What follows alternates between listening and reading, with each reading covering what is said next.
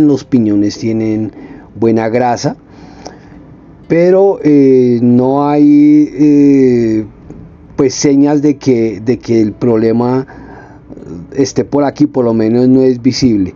Y por lubricación no es, porque aquí tenemos buena lubricación y toda la máquina se ve bien lubricada. Bueno, efectivamente, después de revisar el volante, encuentro aquí este tornillo